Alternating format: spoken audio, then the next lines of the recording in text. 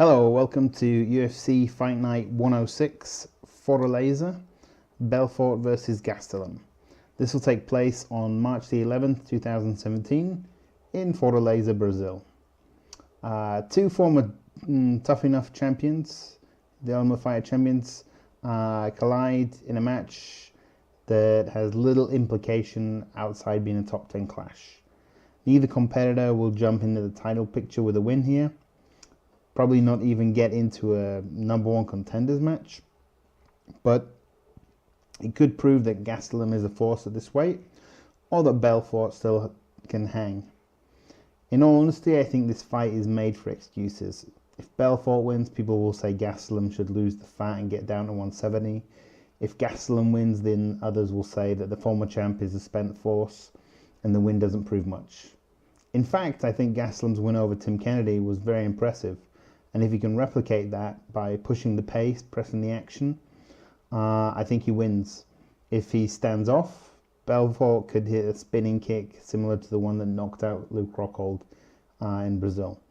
However, I'm going to pick Gastelum by a smothering TKO victory. Edson Barboza against Beneil Dariush is for me the best fight on the card. I think this is going to be fight of the night.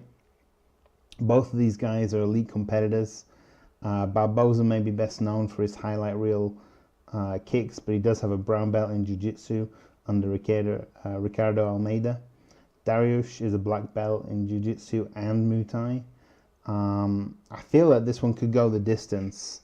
You know, for me, it's definitely, if it goes the distance, this is going to be fight of the night.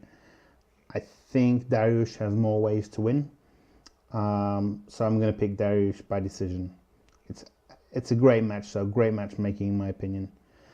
Shogun Rua against Gene Valente should be a good stand-up battle. Either guy could, score a lucky win, but since we're down in Brazil, I'm going to go with Shogun to get the TKO victory. Francisco Ronaldo against Kevin Lee. It's a great fight, but it doesn't make a lot of sense to me. Ronaldo has a 7-fight win streak, and Lee is a very dangerous opponent. Much more dangerous than, I think he's even outside the rankings. Not that I really pay much attention to the UFC rankings anyway. And to be quite honest, I'm going to give this one to Lee. I think it goes the distance. I think Ronaldo's a great competitor, and I wouldn't be shocked to see him win, especially down in Brazil. And if Ronaldo wins, I think it's probably more likely to be by knockout. But I think Lee's young, he's hungry, he's got a lot of energy, he's highly skilled, and this is a big stage for him. This is a big opportunity for him to get into those rankings, and I think he's going to do it. I think Kevin Lee wins by decision. Tim Means versus Cowboy Oliveira is a rematch of their fight at 207 after the no contest due to illegal knees to the head. There was terrible confusion, at that pay-per-view with Joe Rogan, and the referee decision. I think everything about that was terrible. It shouldn't even be a no contest. This should be a DQ. Means threw the knees that were illegal. He meant to throw those knees. So, in my opinion, the first fight should have been a DQ and Oliveira wins. That said, I think the Dirty Bird wins this one clean with a TKO. Josh Burkman versus Michel Prazeres. Bergmann hasn't had a great time since his return to the UFC. I think this will be the last fight he has in the UFC. Prazeres, I think, is going to win probably by decision, and Burkman ends up getting cut. Betch Coher against Marion Renault. It's a good fight. I think this is going to be a good stand-up affair. I don't think either of these ladies is going to move up significantly with this win. They're going to be top 10, but I don't think they're going to be top 5. I think Renault has more tools, so I think she'll win via decision. you know, I think it's gonna good stand-up affair. Could even be a split decision. Depends how close it is. You know, especially with the Brazilian crowd.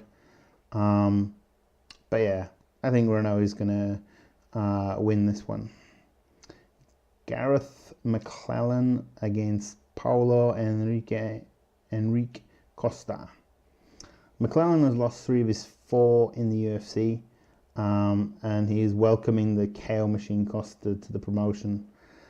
I think McClellan is very durable, actually, and I think if he can tough out the first round and not get knocked out, I think McClellan might actually pick up the win just by grinding it out, you know. So a decision by attrition, if anything else, for Gareth McClellan. You know, just usually here in Formega against Ray Borg. This is a good fight as well. I think, you know, Formega's only lost to the elite of the division, and Borg, while he's improving, he's certainly not. I wouldn't consider him the elite of the division yet. You know, if this match was a couple of years down the line, probably I would pick Borg. You know, I think if Borg continues his evolution, I think he's going to get there. But I think down in Brazil on the night, it's going to be Formega's night. Again, a decision I'm going to go with there.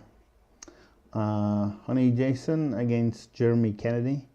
It's a fight to call, but Jeremy Kennedy, JCB, as he's known, is unbeaten, and Honey Jason has been struggling to find a win. Based on that, I'm going to pick Kennedy on points, but I don't feel very strongly about this fight either way. Godofredo Pepe versus Karl Bochniak. Pepe has been in better form of late in the UFC, and I can see him getting a hometown win by a submission, you know. Sergio Moraes against Max Griffin. I expect the BJJ black belt Moraes to beat Griffin via submission, and that will be the end of that card. So, yeah, hopefully it's a good one.